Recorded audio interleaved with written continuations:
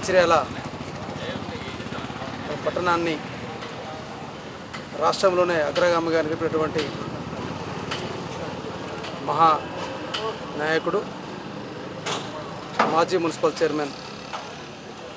రాచకొండ కృష్ణారావు గారి రెండవ వర్ధంతి కార్యక్రమాన్ని ఈరోజు ఘనంగా నిర్వహించుకోవడం, దాంట్లో భాగంగా ఈరోజు వారి యొక్క విగ్రహ ప్రతిష్టకు భూమి పూజ కార్యక్రమాన్ని నిర్వహించిన కుటుంబ సభ్యులతో పాటు మున్సిపల్ వైస్ చైర్మన్ నల్లశంకర్ గారు, గౌరవ కౌన్సిలర్ సభ్యులు రమాదేవి సత్యనారాయణ గారు, చంద్ర హండే గారు, పార్టీ నాయకులు, కృష్ణారావు గారి యొక్క అభిమానులు అధిక సంఖ్యలో పాల్గొన్నందుకు వారికి కూడా వారి శిష్యులుగా నేను అందరికీ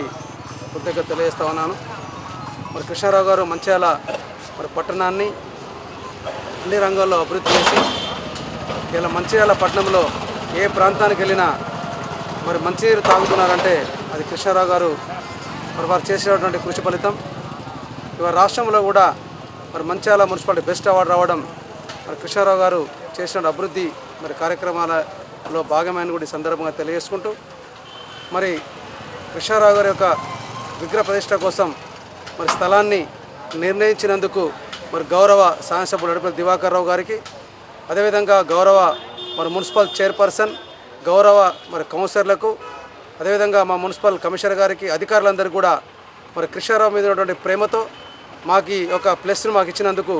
వారి కుటుంబ సభ్యుల తరఫున టీఆర్ఎస్ పార్టీ పక్షాన కూడా ఎమ్మెల్యే గారికి మరొకసారి నా హృదయపూర్వక ధన్యవాదాలు తెలియజేస్తాం.